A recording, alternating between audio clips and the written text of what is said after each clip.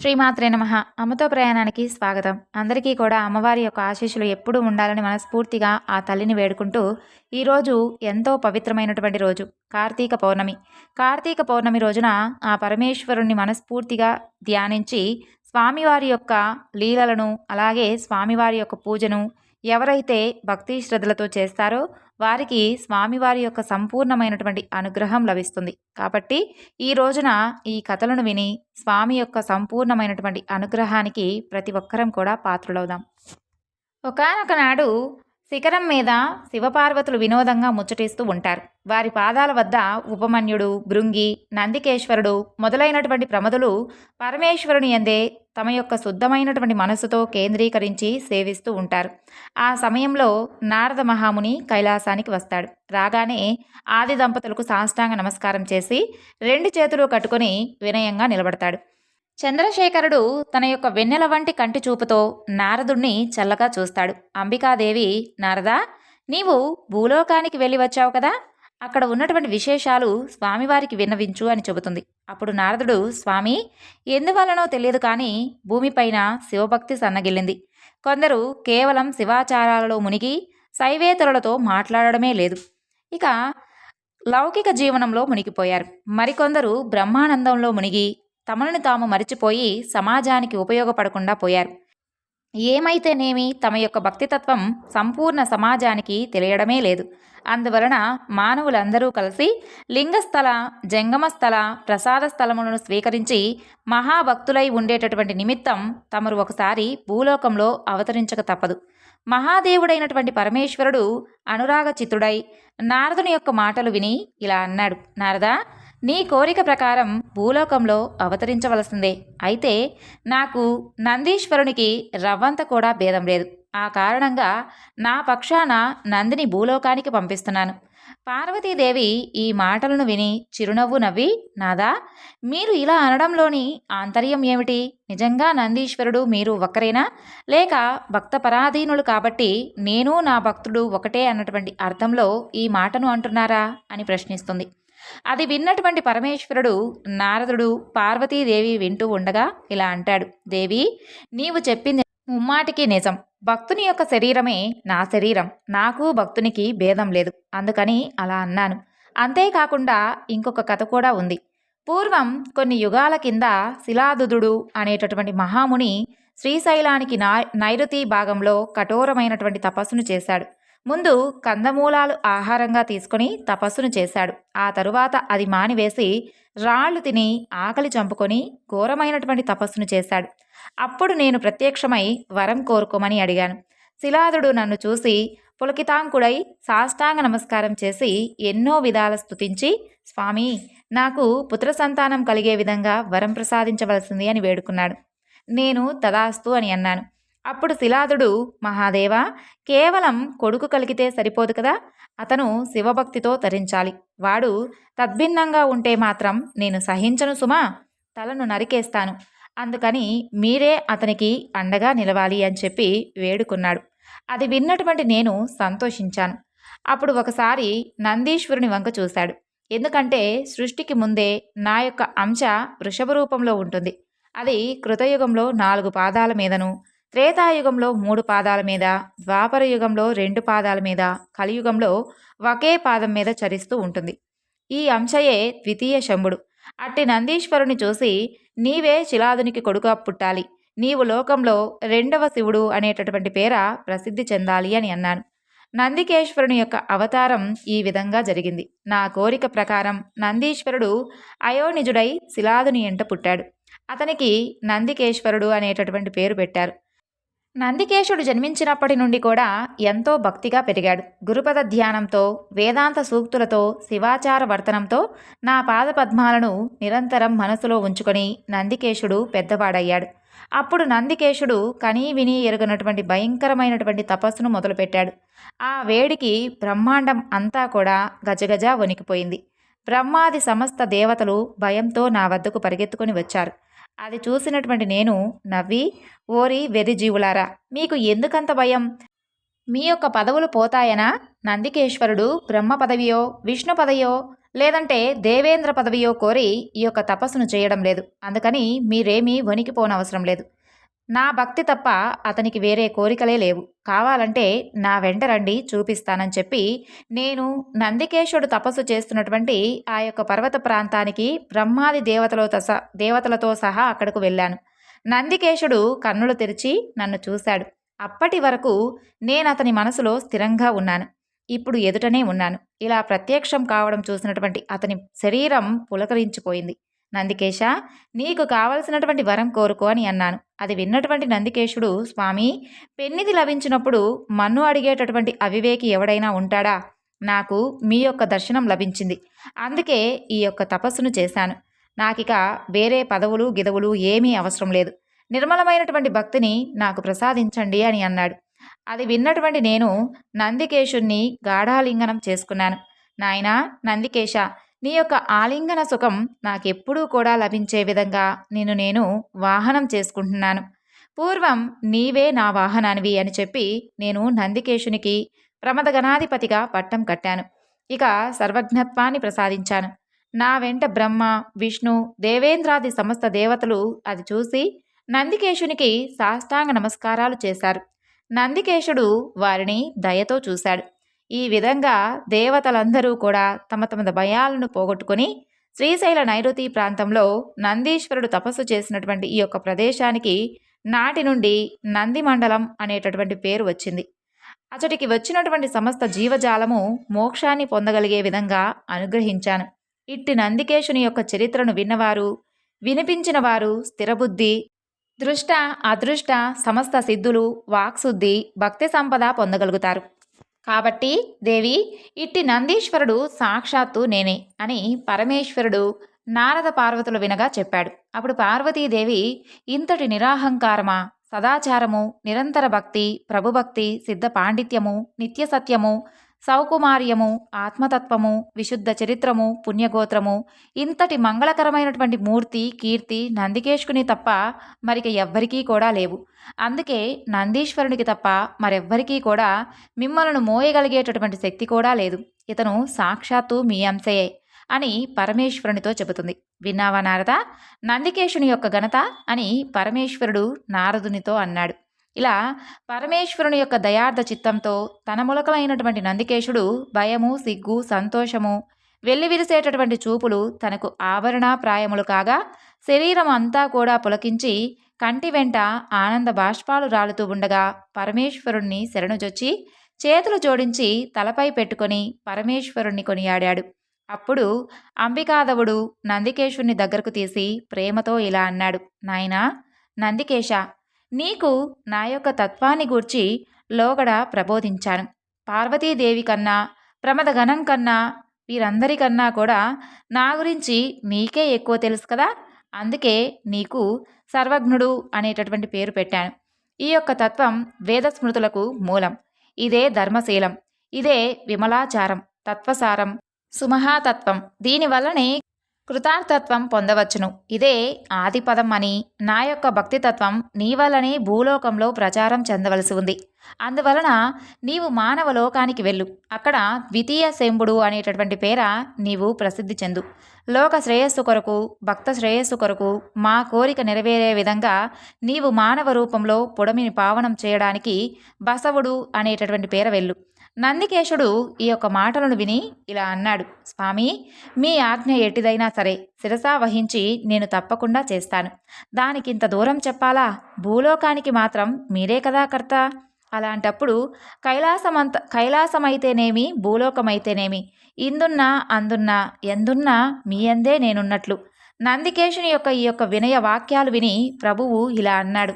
నాయనా నందికేశ, నేను మాత్రం నీకు దూరంగా ఉంటానా? గురులింగ రూపంలో వచ్చి పరమ తత్వార్థాలన్నీ కూడా బోధిస్తాను. ప్రాణలింగ రూపంలో నీ శరీరాన్ని, ప్రాణాన్ని వదలకుండా ఉంటాను. జంగమ రూపం దాల్చి వేడుకతో నీతో పాటు కలిసి ఉంటాను. నీ తనువు, మనము, ధనము వ్యర్థము కాకుండా నాకే చెందే విధంగా చేసుకుంటాను. నాకు ప్రమదులు ప్రాణ సమానులు. ఆ యొక్క సమస్త ప్రమద గణానికి నీవు ప్రాణానివి. అటువంటి నీకు నాకు దూరం ఒక్క క్షణం కూడా ఎన్నడూ ఎక్కడా ఉండదు. అని ఈ విధంగా పలికినటువంటి పరమేశ్వరుని యొక్క మాటలు విని నందీశ్వరుడు తనువెల్లా చేతులైనట్లుగా ఆ యొక్క ప్రభువుకు నమస్కరించి భూలోకానికి ప్రయాణం కట్టాడు. సరిగ్గా అదే కాలంలో ఇక్కడ భూమి మీద శ్రీశైలానికి పశ్చిమ దిక్కున కర్ణాటక దేశంలో హింగులేశ్వర భాగవాటి అనేటటువంటి అగ్రహారం ఉండేది. అందులో మండెగ మాదిరాజు అనే ఆయన ఉండేవాడు. అతని భార్య మాదాంబ మహాసాధ్వి. నిరంతరం శివాచారంలోనే జీవితాన్ని గడిపేటటువంటి ధర్మం రూపు చెందే విధంగా కనబడేటటువంటి ఉత్తమురాలు ఆమె. అయితే సమస్త ఐశ్వర్యాలు ఉన్నా కొడుకులు లేకపోవడంతో ఆమె విచారాగ్రస్తురాలై ఉండేది. ఎన్నో నోములు నోచి నోచి విసిగిపోయింది. చివరకు శైవోత్తములు కామ్యార్థ సిద్ధికి నందికేశ్వర వ్రతం సర్వోత్తమైనది అని చెప్పడంతో ఆమె గుడికి పోయి అక్కడ నందీశ్వరునికి సాష్టాంగ ప్రణామం చేసి సర్వజ్ఞ దయాంబోధి నందీశ్వర అని స్వామిని పొగిడి నందీశ్వరుని యొక్క వ్రతాన్ని ప్రారంభించింది. సోమవారంతో ప్రారంభించి వరుసగా 9 దినాలు వ్రతం సాగించింది. ఆ తరువాత నందికి మజ్జనం చేయించి గంధ పుష్పాలతో పూజ చేసి వస్త్రాలు కప్పి గజ్జలు అందెలు గంటలు మొదలైనటువంటి ఆభరణాలతో అలంకరించి ముఖాన పట్టము బంగారు కొమ్ములు పెట్టి ధూపదీపాలతో అర్చించి పంచభక్షాలు పెట్టింది. ఆ తరువాత పులగం నందికి ఆరగింపజేసి కలకండ నెయ్యి కలిపి స్వామికి తినబెట్టింది. ఇలా నందికి అర్చన చేసి పరమ మహేశ్వరులకు సపర్యలు చేసింది. నందీశ్వర నవనందినాథ ఇందుకళాధరుని వాహనానివి నీవు. నీ వంటి సద్భక్తుడు నీ దయతో నాకు కొడుకుగా పుడితే నీ పేరు పెట్టి పిలుచుకుంటాను అని నందికి మనవి చేసింది. అప్పుడు సమస్త జనులు చూస్తూ ఉండగా నంది మాదాంబకు ప్రసాదాన్ని అందించింది. మాదాంబ ఆశ్చర్యము ఆనందము పొంది ప్రసాదాన్ని స్వీకరించి ఇంటికి వెళ్ళింది. మాదాంబకు నందీశ్వరానుగ్రహం వలన పూర్వము కన్నా కూడా ఎక్కువ శుభాలు కలిగాయి. శుభశకునాలు కనిపించాయి. ఈలోగా నందీశ్వరుడు భూలోకానికి వచ్చి మాదాంబ వ్రత విధానం గమనించాడు. నేను వస్తున్న పనికి అనుగుణంగానే మాదాంబ నన్ను కొడుకు కావాలని కోరుకున్నది. ఏమి చిత్రమిది, తలచినటువంటి పనికి తగినటువంటి అవకాశం లభించిందే అని అనుకొని నందికేశుడు మాదాంబ గర్భంలో ప్రవేశించాడు. తక్షణమే మాదాంబకు గర్భచిహ్నాలు కనిపించాయి. అమృతాంశుడైనటువంటి పుత్రుడు మాదాంబ గర్భంలో ఉన్నటువంటి కారణం వలన ఆమెకు ఆకలి కూడా మందగించింది. ఆమె శరీరం అంతా కూడా పాలిపోయింది. మాదాంబ సదాచారం భవివంచనాలకు లొంగదు అని అనడానికి చిహ్నంగా ఆమెకు వేవిళ్ళు కూడా ప్రారంభమయ్యాయి. కొడుకు రాకతో నోరు తెరుచుకొని చూస్తున్నదా అన్నట్లుగా ఆవలింతలు పుట్టాయి. శివమూర్తి తనలో ఉండినందువలన శివయోగ నిద్ర వచ్చిందా అన్నట్లుగా ఆమెకు నిద్ర కూడా ఎక్కువైంది. నీలకంఠుడు ఆమె గర్భంలో ఉన్నందువలన అన్నట్లుగా ఆమె యొక్క చనుమనులు నలిపెక్కాయి. పరమేశ్వరుడు గర్భంలో ఉన్నందువలన అన్నట్లుగా ఆమె యొక్క నడుము విశాలమైనది. యోగీంద్ర హంసుడు గర్భస్థుడు కావడం వలనేమో ఆమెకు హంస నడక అలవడి వేగం తగ్గింది. ఇలా క్రమంగా ఆమెకు 9 నెలలు నిండాయి. అయితే లోపల ఉన్నటువంటి నందీశ్వరుడు మాదాంబ గర్భకుహరంలో సమాధి స్థితిలో సిద్ధ పద్మాసనంలో విశుద్ధాత్ముడై ఉండిపోయాడు. ఇదేమిటి, ఎంతకు గర్భశిశువు భూమి మీదకి రావడం లేదు, అలాంటిది పూర్వం ఎన్నడన్నా విన్నామా కన్నామా అని మిత్రులు శత్రువులు అందరూ కూడా భయపడి పారిపోసాగారు. అయితే శిశువు మాత్రం కుండలీ యోగస్థుడై నిరంతర శివధ్యాన తత్పరుడై 3 సంవత్సరాల కాలం పాటు మాతృగర్భంలోనే ఉండిపోయాడు. అప్పుడు పాపం మాదాంబ ఆ గర్భశిశువును మోయలేక దిగులుతో మరలా నందికేశుని గుడికి వెళ్ళి, లోకంలో ఎవరైనా కానీ 9 నెలలకే నీళ్లాడతారు, కానీ స్వామి 3 ఏళ్ళు అయిపోయింది, నేను దుర్భరమైనటువంటి ఈ యొక్క గర్భం నాకు కర్కటి గర్భంగా ఉంది, చాలు చాలు నీ వరాలు, నాకిక గర్భము వద్దు ఏమీ వద్దు అని విన్నవించుకుంది. మాదాంబ తిరిగి గృహానికి వచ్చి పడుకొనగా ఆమెకు ఒక కల వచ్చింది. అందులో నందీశ్వరుడు జంగమలింగ వేషం ధరించి అలా కనిపించిన తరువాత, మాదాంబ నీ యొక్క గర్భస్థ శిశువు సామాన్యుడు అని అనుకున్నావా? పరమశివుని యొక్క ఆజ్ఞపై భూలోకానికి వస్తున్నటువంటి నందికేశుడు, అది వృషభము, శిలాదుని యొక్క పుత్రుడు, భక్త హితార్థమై నీకు పుత్రుడుగా ప్రభవిస్తున్నాడు, ఇక దిగులు చెందవద్దు, పుట్టిన వెంటనే ఆ శిశువుకు బసవుడు అనేటటువంటి పేరు పెట్టు అని చెప్పి అంతర్ధానమయ్యాడు. మాదాంబ మేలుకొని వచ్చినటువంటి కలను తలుచుకొని, ఆహా, సాక్షాత్తు నందికేశుడు స్వప్నంలో ప్రత్యక్షమయ్యాడు, నా జన్మ ధన్యమైంది అని పరమానందపడింది. బంధుమిత్రులంతా ఇది విని ఆశ్చర్యపోయారు. అప్పుడు పరమేశ్వరుడు గర్భశిశువును ఉద్దేశించి, ఏమి నందికేశ, వచ్చినటువంటి పని మరిచిపోయి లోపలే ఉన్నావు అని అనగానే పద్మాసనాస్తుడైనటువంటి శిశువు పరమేశ్వరుడికి నమస్కరించి మాదాంబ గర్భాన ఉదయించాడు. శిశువు పుడుతున్నటువంటి సమయంలోనే పరమేశ్వరుడు అదృశ్య రూపంలోనే ఉండి శిశువుకు లింగధారణ చేశాడు. ఇలా నందికేశుడు బిడ్డడై పుట్టగానే బంధుమిత్రాదులు అందరూ కూడా శిశువును చూస్తూ ఉన్నారు. అప్పుడు భస్మ రుద్రాక్షలు ధరించి రాగి కుండలాలతో త్రిపుండ రేఖలతో ఒక చేత యోగదండ మరొక చేత గొడుగు ధరించి పరమేశ్వరుడు తపసి వేషంలో ఆ గదిలోకి ప్రవేశించి మాదాంబను ఆశీర్వదించాడు. ఎవరు స్వామి తమరు అని అక్కడి వారు అందరూ కూడా ప్రశ్నింపగా, మా ఇల్లు కప్పడి సంగమేశ్వరంలో ఉంది. నా పేరు కూలి సంగమేశ్వరుడు. వెనుకటి జన్మలో ఈ శిశువు నాకు కొడుకు. లోకహితార్థమై నీకు జన్మించాడు. అందుకని చూడటానికి వచ్చాను. ఇక నుండి ఈ శిశువుకు నేనే గురువును. మాదాంబ, ఈ బిడ్డకు ఎప్పుడైనా సరే లింగార్పితం కానటువంటి ప్రసాదం ఎన్నడూ కూడా తినిపించవద్దు. ఇది నా ఆజ్ఞ అని చెప్పి ఆ యొక్క తపస్వి అదృశ్యుడవుతాడు. అప్పుడు పురిటి గది 1000 సూర్యులు వెలిగిన విధంగా వెలుగుతూ ఉంది. పొత్తిళ్లలో ఉన్నటువంటి ఆ శిశువు దివ్యమైనటువంటి తేజస్సుతో దగదగా వెలుగుతూ ఉన్నాడు. అజ్ఞానం అనేటటువంటి అంధకారం విజ్ఞానవంతుడైనటువంటి ఈ శిశువు అనేటటువంటి సూర్యుని వలన పారద్రోలబడుతున్నదా అని అన్నట్లుగా ఆ యొక్క కాంతి ప్రభలు గోచరించసాగాయి. మాదాంబ, మాదిరాజు అది చూసి పరమానంద భరితులై భక్తులకు హస్తపాదోదకములతో పూజించి విభూది విడుములు ఇచ్చి ఎంతో ఆనందాన్ని పొందారు. అప్పుడు పంచమహావాద్యములు మ్రోగుతూ ఉండగా పుణ్యాత్ముడైనటువంటి ఆ యొక్క శిశువుకు బసవుడు అనేటటువంటి పేరు పెట్టారు. బసవన్న క్రమంగా పెరుగుతూ ఉన్నాడు.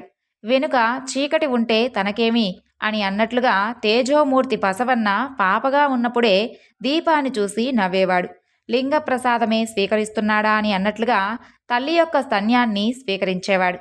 శివ సుఖామృతమును 2 చేతులతో జుర్రుకుంటున్నట్లుగా పసిపాపడై చేతులు నాకుతూ ఉండేవాడు.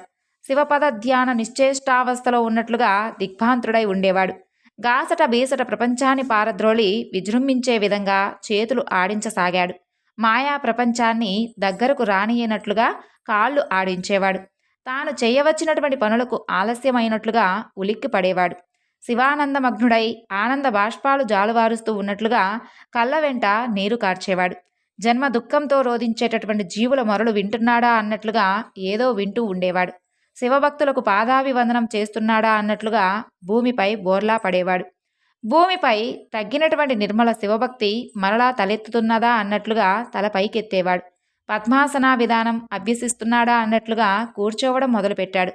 తానే ద్వితీయ చెంబుడు అనిపించేటట్లుగా నందివలే ఊగడం మొదలుపెట్టాడు. మహేశ్వరాచారమంతా కూడా ఒకచోట మూర్తీభవించినట్లుగా లేచి నిలబడ్డాడు. సనాతన మార్గాన్ని ఒక్కడుగు కూడా మీరకుండా నడుస్తున్నట్లుగా అడుగులు వేయడం, శివనామం చెప్పినంతనే గద్గద స్వరంతో మాట్లాడేటట్లుగా తొక్కు పలుకులు పలకసాగాడు. శివచిత్తులే శ్రేష్ఠులు అని చాటి చెప్పేటట్లుగా పరిగెత్తడం, ఆడడం నేర్చుకున్నాడు. అంతేకాదు ఆటలలో కూడా బాలబసవుడు శివపూజ చేస్తున్నటువంటి ఆటలే ఆడేవాడు. బుద్ధులెదిగేటటువంటి వయసులో భక్తులను శివునిగా తలచడం నేర్చుకున్నాడు. అయితే బసవన్న సర్వజ్ఞుడైనటువంటి నందికేశుడు కాబట్టి సర్వ విద్యలు సహజంగానే వచ్చాయి. అలాంటి బసవన్నకు 8వ ఏట తండ్రి ఉపనయనం చేయాలి అని చెప్పి ముహూర్తం పెట్టించగా అది విని బసవన్న తండ్రితో ఇలా అన్నాడు. నాయనా, ఈ యొక్క ఉపనయనం ఏమిటి? శివభక్తుడమైనటువంటి నీవు జరుడవెట్లయ్యావు? పరమాత్ముణ్ణి గురువుగా కొలిచేటటువంటి మనకు దుర్నరుడు గురువెట్లా అవుతాడు? అది నరకం కాదా? పూర్వజన్మ ఏమిటి? ఇది పతనహేతువు. నిర్మలమైనటువంటి గురు కృపాన్విత జన్మానికి కారణజన్మ ఏమిటి? ఆ యొక్క గురు పాదార్చన చేసేటటువంటి శైవునికి అగ్నిలో హవిస్సులో వేయడం దోషం కాదా? పరమశివ మంత్రం వదిలి వేరే మంత్రాలు నేర్చుకోవడం పాపం. ఆ భక్తులకు నమస్కరించేటటువంటి చేతులతో తాటిమాలాలకు నమస్కరించడం తప్పు కాదా? కర్మపాశం తెగకోసినటువంటి మనం తిరిగి కర్మకాండను నేర్పేటటువంటి తాళ్లు కట్టుకోవడం ఏమిటి? భస్మ రుద్రాక్షలు ధరించినటువంటి మనం క్షుద్రముద్రలు ఎలా ధరిస్తాము? ఈ విధంగా యజ్ఞోపవీతానికి దూరమైనటువంటి వీర మహేశ్వరాచార్య దీక్షితిని సముద్రంలో ముంచుట నీకు ధర్మము కాదు తండ్రి. ఎవడు బ్రహ్మ తలను నరికాడో ఆ పరమేశ్వరుడు బ్రహ్మవంశుడెలా అవుతాడు? జాతికి గోత్రానికి అతీతుడై సద్గురుకర కమల సంజాతుడైనటువంటి శివాచార పరుణ్ణి తిరిగి జాతి గోత్ర క్రియలను ఆశ్రయింపజేయడం తప్పు కదా. కులరహితుడైనటువంటి పరమేశ్వరుని యొక్క భక్తులమైనటువంటి మనకు కులమేమిటి నాయనా. కాబట్టి ఏ విధంగా చూసినా కూడా ఉపనయనం అనేది మనకు మాత్రం తగదు నాయనా అని బసవుడు తండ్రితో విన్నవించుకున్నాడు. అది విన్నటువంటి తండ్రి ఇలా అన్నాడు. బ్రాహ్మణ మార్గంలోని ఆగమ పద్ధతిలో షోడశ సంస్కారాలు ఉన్నాయి. అందులో ఉపనయనం ఒకటి. గర్భ సంస్కారంతో ప్రారంభమై సాగేటటువంటి ఈ యొక్క 16 సంస్కారాలలో మనం ఏదైనా కానీ సంస్కారాన్ని స్వీకరించకపోయినట్లయితే ఉత్తమ కులానికి చెందినటువంటి వారం కాకుండా పోతాం. అంతేకాక ఉపనయన సంస్కారం అంతా కూడా శైవధర్మ సంబంధమైనదే కదా. ఉపనయన పూజలో రుద్రగణాన్ని నందిని పూజిస్తాము. అప్పుడు చెప్పేటటువంటి గాయత్రి మంత్రంలో ప్రణవము రుద్రుడు మాత్రమే పరమ దైవమని అర్థమవుతున్నది. ఉపవీత సూత్రము శివుడు ధరించినటువంటి సర్పానికి సంకేతము. వటువు పుట్టినటువంటి పాత్ర, శివుడు పట్టినటువంటి బ్రహ్మ శిరస్సు, పాలాశదండము శూలము, కూకటి జుట్టు శివుని యొక్క జడలు, వటువు ధరించినటువంటి జింక చర్మం శివుడు దాల్చినటువంటి గజ చర్మానికి సంకేతం. చందనమే భస్మం. వటువు భిక్షాటన చేయడం శివుని భిక్షకు సంకేతం. ఈ విధంగా ఉపనయ సంస్కారంలో వటువు శివరూపం ధరిస్తే తప్ప బ్రాహ్మణుడిగా అంగీకరింపబడడు. అందుచేత ఉపనయనం శివభక్తుడు తిరస్కరించవలసినటువంటి సంస్కారమేమీ కాదు. ఉపనయనం వలన భక్తి ఏమీ తగ్గదు. నీవు పసివాడవు, నీకేం తెలుసు? మేమి చెప్పినట్లుగా చేయడం నీ ధర్మం. ఇట్టి విపరీతమైనటువంటి మాటలు ఇంతకుముందు విన్నవి కాదు, కన్నవి కాదు. నీవేదో సుపుత్రుడపై వంశోద్ధారకుడు పుట్టావు అని చెప్పి సంతోషపడితే ఈ యొక్క దుర్బుద్ధులేమిటి? కులదీపకుడు పుడితే కులమంతా వర్ధిల్లుతుంది. ఒక కులనాపకుడు పుడితే వాడి వల్ల కులమంతా నశిస్తుంది. నీవు వడుగును తిరస్కరిస్తే బ్రాహ్మణులు నన్ను కులము నుండి వెలివేస్తారు. కాబట్టి ఇంతగా చెబుతున్నాను, నా మాట విను. విననంటావా? ఇక నీవు నీ భక్తి కలిపి నీ ఇష్టం వచ్చిన చోటుకు వెళ్ళిపోండి అని తీవ్రంగా కొడుకును తిడతాడు.